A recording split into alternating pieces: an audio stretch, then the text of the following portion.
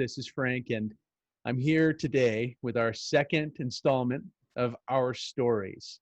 It's a archive of different things that have taken place for some of the people in our fellowship, people who have had to deal with challenges and afflictions and walking with the Lord. We talked in our first chapter with Ali August, and if you haven't seen that yet, we would certainly want you to go and take a look at that.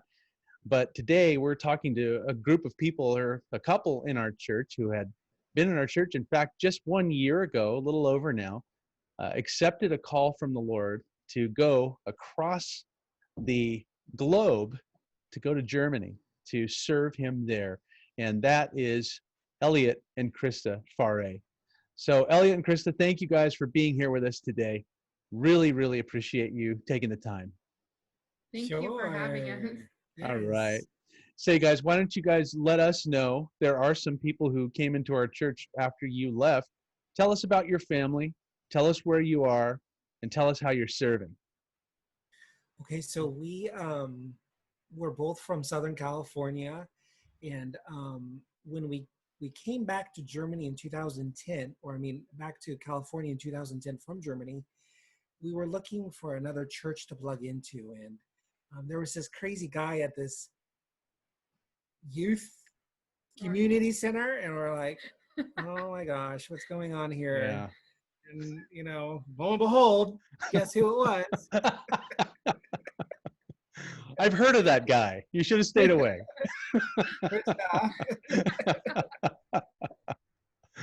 And we have just been so blessed to be able to be part of that fellowship, and we've just had this desire to serve the Lord. When we came back, it wasn't sure if we were going to return and when and if. And through that time, we were able to adopt 6 children. Right. 5 children. We have 6 children, 6. Mm-hmm. but we adopted 5 during that time. And the Lord opened up opportunities for us to go back to Germany. And so right now we're in the far west of Germany. We're 45 minutes away from Luxembourg. We're right on the border. We're really close to the border. And we're serving at a big military base. It's the largest base in Europe for United States. And you might have been even hearing that Trump is wanting to pull troops out. This one base, though, is not part of that. All the other ones around us, they're shrinking. And so our ministry is to mainly the Americans right now. We're serving at a Calvary chapel here in Kaiserslautern. And we're speaking English and also German. There's Germans that come to the base, or they come to the church. They know English. They're wanting to improve their English. And so we kind of have that dual ministry. And it's been crazy the last year. Yeah. Oh, I could only imagine. It's hard to believe, and it's really something that a year has gone by. And of course, it's been a very odd year with COVID-19 and whatnot. Yeah. Well, how has that impacted this season in your guys' lives? Oh my goodness, it has made everything just upside down. I'm sure for you guys too. And never once did we think that when we were coming that we were getting ready for this. I remember thinking the flu season's coming, and I'll be crazy, I will buy extra hand sanitizer. And I did. Oh. And my poor wife was like, why are you buying so much hand sanitizer? I'm like, the flu's coming. The flu season's coming. Because, we're going into winter, and, everyone gets sick in the flu. So I'm like, we got to have more hand sanitizer. And sure enough. And Elliot's in charge of purchasing things for the church. And so he had purchased extra hand sanitizer for the church, like children's ministry. And I'm like, we don't even hardly use hand sanitizer. Why are you doing this? He's like, oh, flu season's coming. It's just good for us to have. And then here, Corona hit. And I didn't think about masks. Yeah. I should have. Oh, yeah. Next time, make sure you have those. And face shields too, right? Yeah. I've really enjoyed some of the masks now that have the clear over the mouth portion plastic now that you can buy. I'm looking forward to getting one of those so people can see my smile and we whatnot. wear that at work. That's what we have at work, so the kids can see our face. Yeah. Now, speaking of, you guys both, well, Krista, you work apart from the church, and Elliot, you work essentially for the church, right? Why don't you guys tell us about that a little bit? Correct. So right now, my job at the church is just really anything that needs to be done or dealt with. So we're both doing children's ministry. Then we're also cleaning ministry, so janitor, and then like the yards keeping. We have a huge property that they're actually trying to purchase right now. So it has grass, it has snow to be dealt with, it has all that to deal with, and then just whatever little things that needs to be done throughout the week. I'm available to do, so I do that. Yeah. And I work at a child development center, providing before and after school care for elementary school children. So it's really that being able to have that job has opened up a lot of benefits for us here in Germany. We're able to get gas really inexpensive, just as if I was in the Air Force. So it's the same benefits that an Air Force member would get. So gas, and then commissary, that's the grocery store privileges. They have a small little mall, and just things that are usually really expensive in Germany, we're able to have at a discounted rate. So that's helped us a lot to be making it with support and stuff like that. It's cut our costs down. I think gas, we pay 1/4 of the price as a German person would pay. So that's been such a blessing, really. Yeah. Oh, praise the Lord. Originally, the idea was that I was going to get a job so that we could be under the SOFA umbrella so that we could homeschool, because we still really wanted to homeschool, although COVID happened. Everyone's homeschooling. Yeah. And if we're under the SOFA agreement, then we can have the ability to homeschool, and then you get all those other benefits. We weren't really after those benefits, although they're a benefit and they're really helping us, but just that coverage so that we can homeschool. And so I applied jobs, and I put down for my nationality that I also had German citizenship, because and they said that because of that, I'm not allowed to work in the country on an American base, even though I'm an American and I was working in America as an American. Wow. So they said it would only work if I worked on an American base in another country. So that left me to go get a job. So then, but I Krista had to get a job. I did find a job that is very well suited, I feel. Her first job was chicken at Boston Market. For this vegan, that's like yeah. For a vegan, that would be a very difficult assignment. I'm sure. It was crazy, but then I found this job shortly after, and it's been really nice. The Lord has opened up so many opportunities for me to be able to share with people, and it's really neat what God is doing there, just with the other staff members, and I've been able to talk with a lot of different people that I normally would not have contact with, so that's really nice. Yeah. Now you alluded to talking with people or having the opportunity to speak with people about the gospel, about Jesus. How do you find generally the attitude is toward the gospel, toward the Lord? How do you feel that is translating to the people there? For most of the people that I do talk to, it's almost like an old-fashioned idea. I think it's generally the same as back home. It's kind of something that your grandma does, or maybe your parents, but it's not something very welcomed all the time. But no one has been disrespectful at all. It's just like, okay, well, I'm glad you're doing that, and I'm actually one of the seniors at our work. And so all of the people that I work with are much younger than I am. Oh. So it's like, it really is like, oh, that's for your grandma kind of thing. Oh. And so. But I bet that really opens up a lot of opportunities for younger ladies that are struggling with different life situations, and you being in a position to be able to speak to them at some time later, perhaps during a crisis, seems like a great divine placement. Definitely. I've been able to pray with some girls who have already went back to the States, and things that it's really so we were called here by God, and we know that. And so moving here, we're in obedience to the Lord.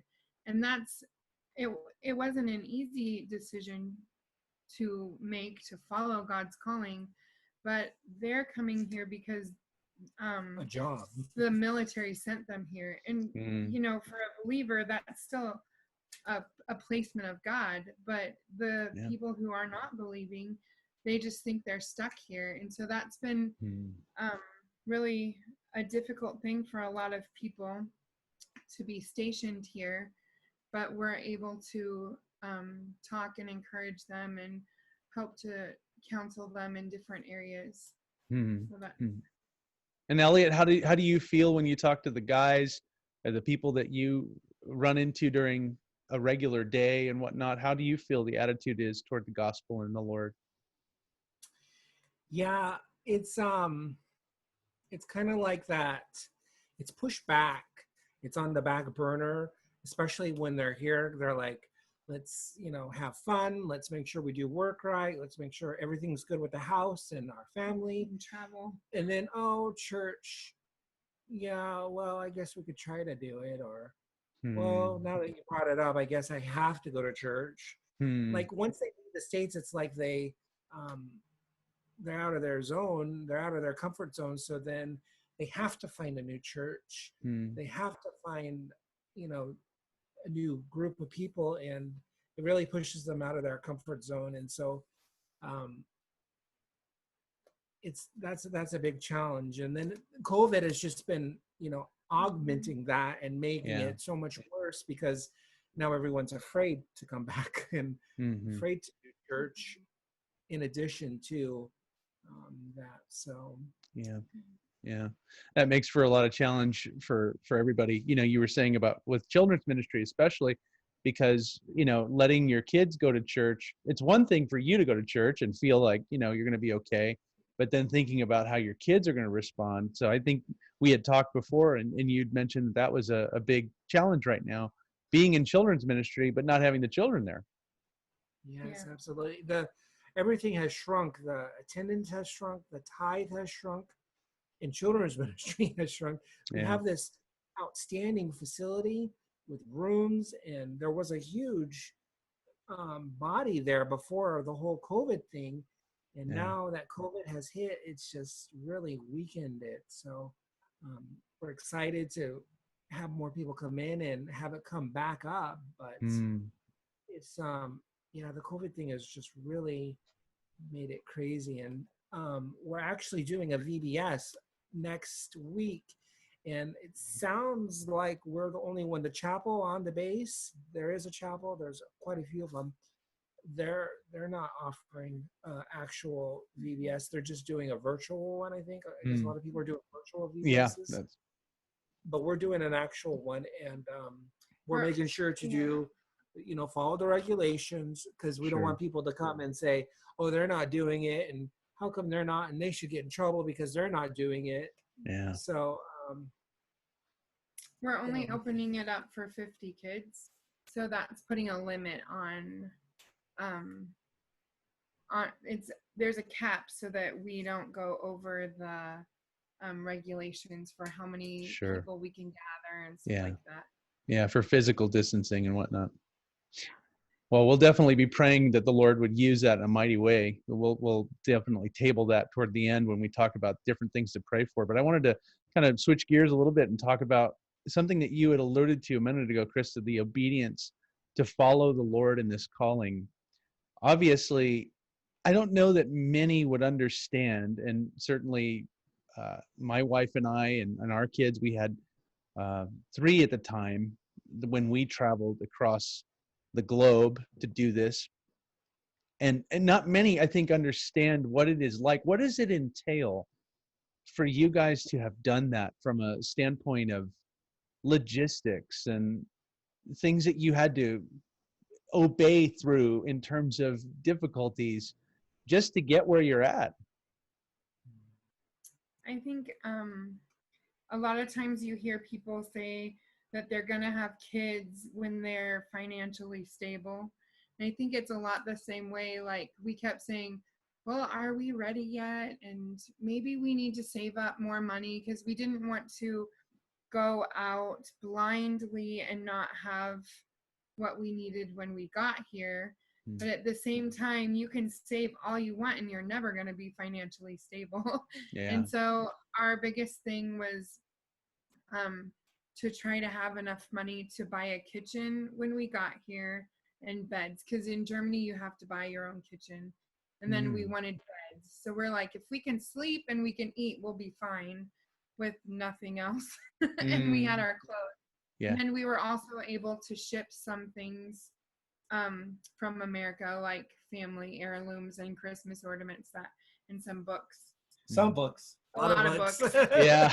I remember all the books we moved. A lot of books.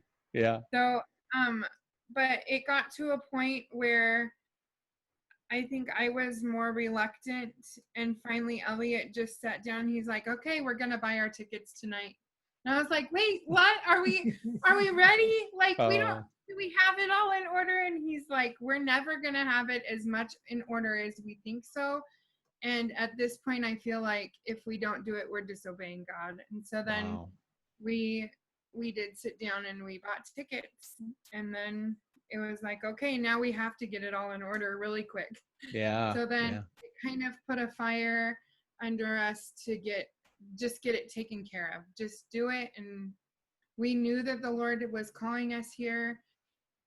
And from the beginning of when we got married, Elliot knew that this is where he felt called to be. And he had asked me if I felt called to be here, because that's where he really felt called to be. Yeah. So he actually said, that was the condition, right? Yeah. I'm only marrying a woman who feels called to Germany. Yeah. So can you go see if you feel called? Yeah. Yeah. What a proposal, huh? I know. Very specific. Yes. Yeah. Well, thank you, Elliot. I appreciate that. Spoiler alert, you did end up being married. Yeah. It's good to know.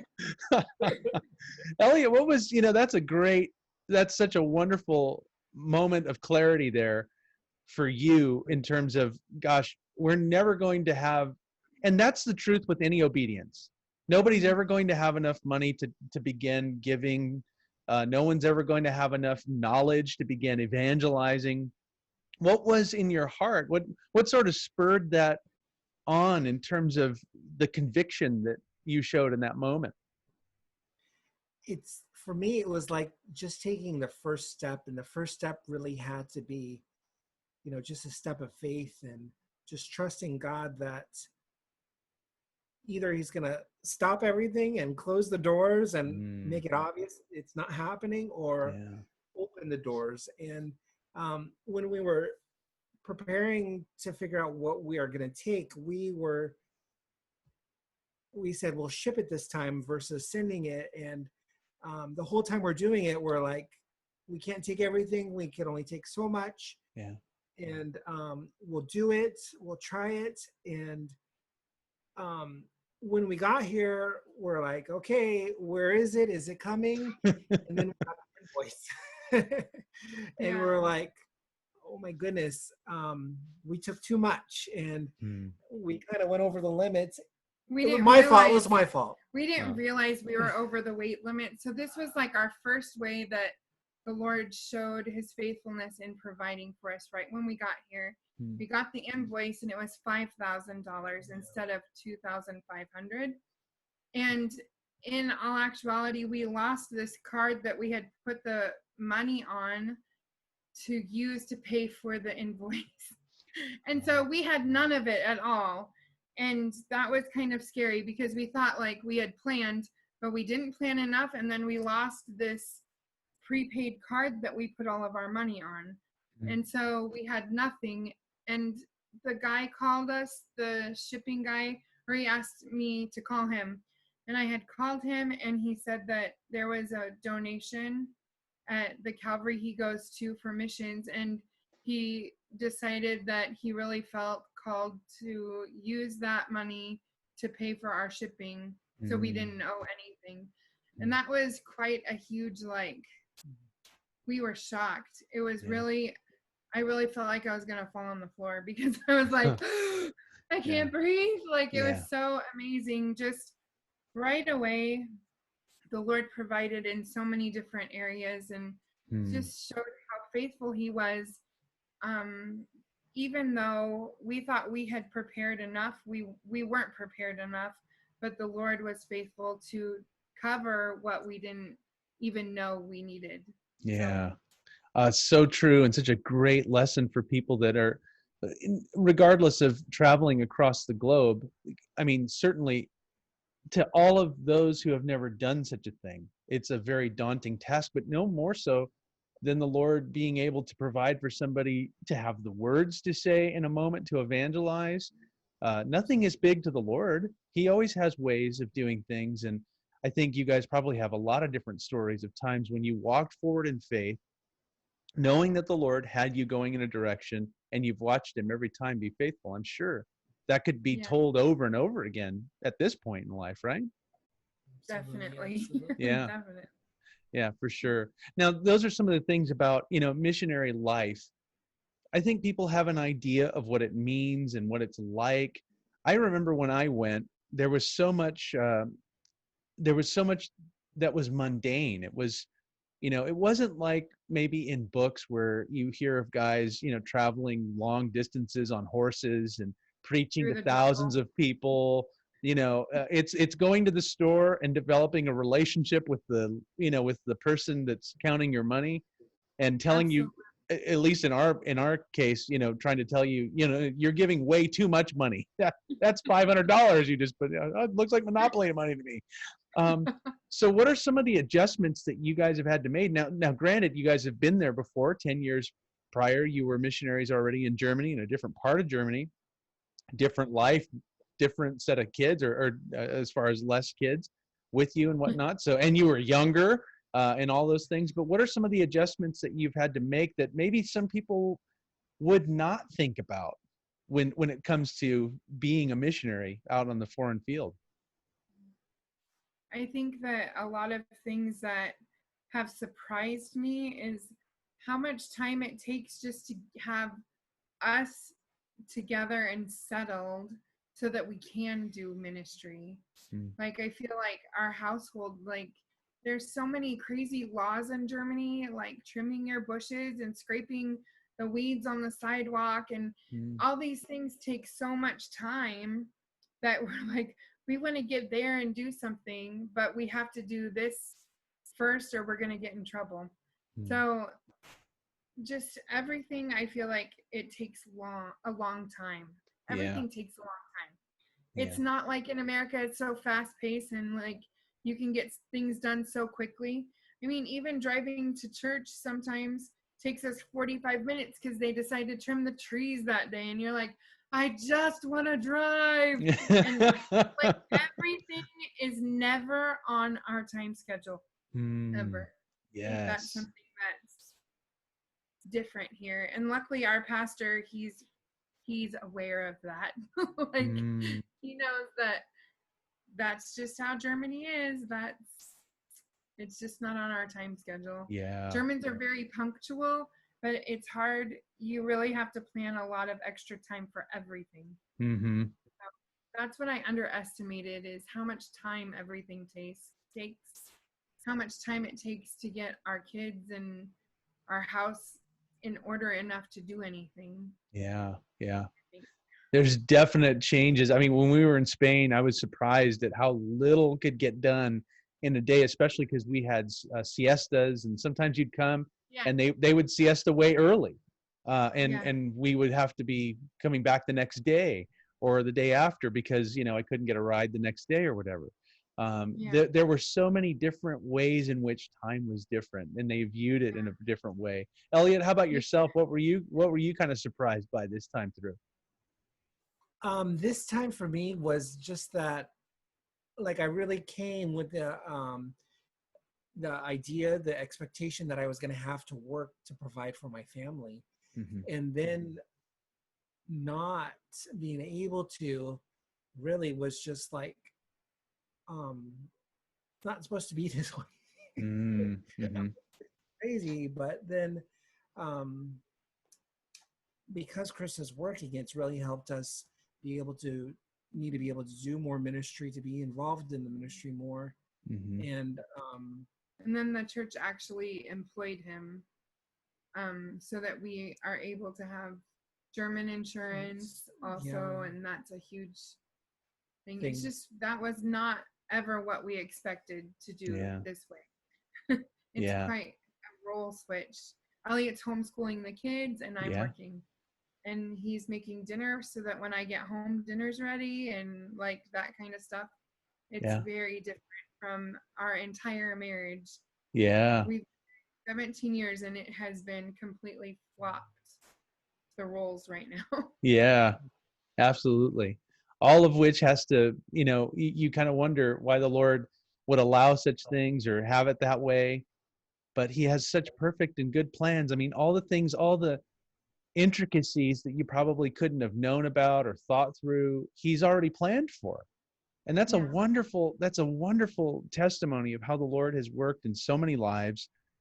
People who have gone to the mission field, who we, here in America, we do have it in such a way, we think that it's just like what it is here, and that all of our plans will just work out when we get there.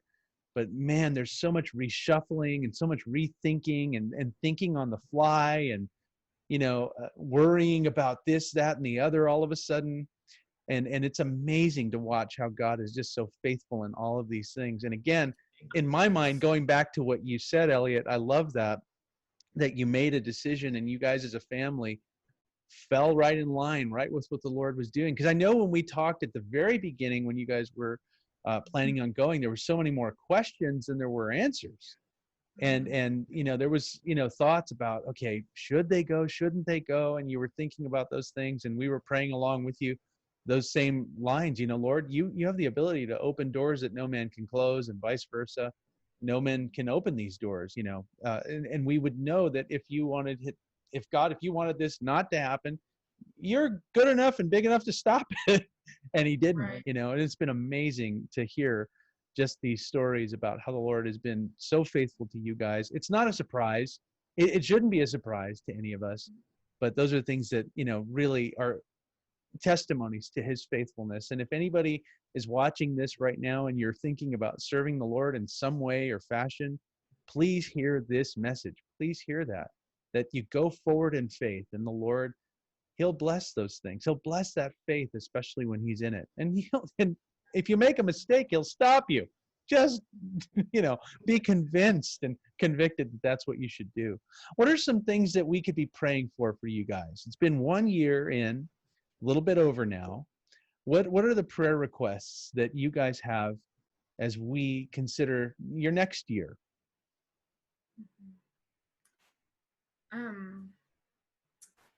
I think long term would be that we could incorporate our kids more into the German culture.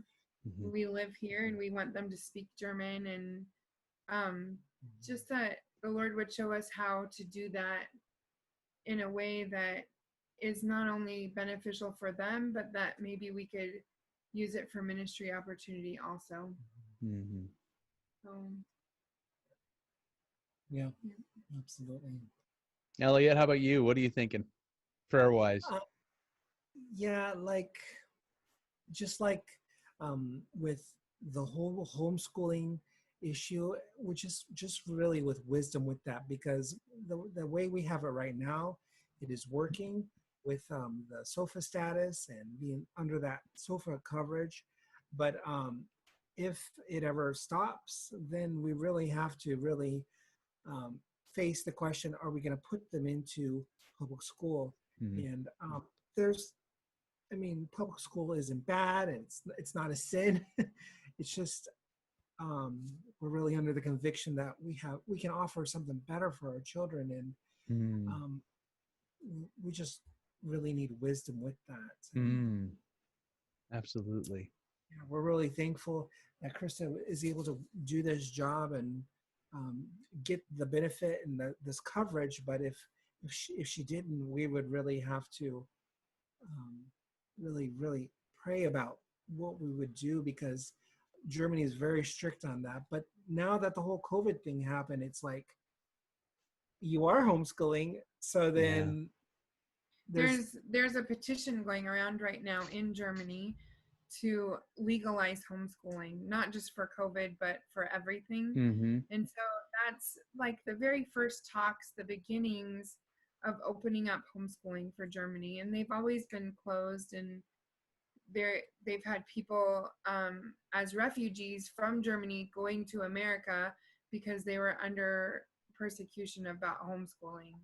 So that's like, it's a very big topic in the homeschool movement in America too, about Germany.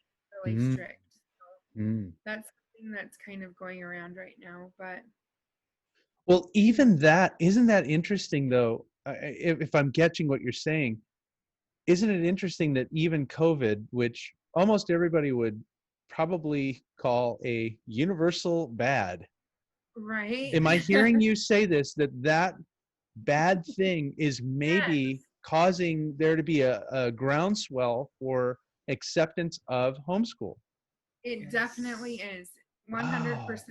That is the reasoning of this petition and all of the talk right now. So something that we think is a bad thing, the Lord could totally be using it for an amazing thing. How about that? That is an amazing thing. That's there again is another testimony, because I know that was a huge concern. And you remember, my daughter went to not the public school. We had a private school in Spain that we took her to, and that was a challenge to take her to a school where the kids, and she was, she was just learning English, much less Spanish, and whatever else. And we always felt a tinge of not fear, but just, Lord, is this the right thing for her? And we certainly would have been much happier to probably homeschool her at those tender years and whatnot. And so I know that was a concern for you guys. And look at that, how the Lord is even orchestrating that bad circumstance to potentially bring something so good for your family. Boy, we're really going to nail that in prayer for sure. That's for sure. That's excellent. Well, you guys, thank you so much for this time and spending it with us. Obviously, you guys are on the other side of the globe. We're running into probably about the midnight hour. Am I correct? Yes. Yeah, we're running into the midnight hour for the Faures in Germany. I believe Amelia is laying down in the very room that you're in. I'm not sure she's going to be able to sleep. If we can. Oh, good. Anyway, thank you guys so much for taking the time to do this with me. And just so that those that are watching this right now, this is actually our second take interview. I thought this one did way better than our first one. We were very good the first time, but I think this interview was much more concise, and I think it had a better flow. We'll find out if it actually makes it to air, because I'll be sending this to the Faures, and if they don't like it, we'll take 3. We'll take as many takes as you want to take. Until you can't take it anymore. So we'll just come over, okay? Yeah, that's right. Yeah. Next time it can be me up at 12 o'clock at night. Don't worry, we'll do it any way you want if it doesn't work out. But anyway, hope you guys enjoyed this. Obviously, there's great ways to be able to support these missionaries, these who have given their lives. They are pouring out their lives. They're putting their money where their mouth is. They are investing their very lives in the gospel of Jesus Christ, taking the word to make disciples of men in all nations. And this is just an exemplary pair of people that love the Lord, their family serves the Lord, they're consecrated unto the Lord, and it all begins with them having responded to the Lord in faith. And I hope that when you're watching this, you'll be prayerful toward them, toward the things that we've talked about here in this interview. I pray that you'll be thinking about those things and sharing that with each other, and constantly sort of maybe bringing up ideas to continue to pray and continue to think, and maybe other things will come to your mind and the Lord will do great works. But one way or the other, I hope that you've heard the message that when we follow the Lord by faith, he's going to meet us. He's going to provide, he's going to move, and he's going to take those things that he puts in our hearts. He works in us to will and to do. He'll be the one that when we make those steps, he'll provide every step along the way, even in ways that we would look at as bad, maybe societally. He'll even use that to bring himself glory. So we're going to pray that for these two and their family. God bless you guys. Thank you so much for doing this with me again. Really appreciate it. God bless you guys. You too. All right. CCF, we'll see you next time.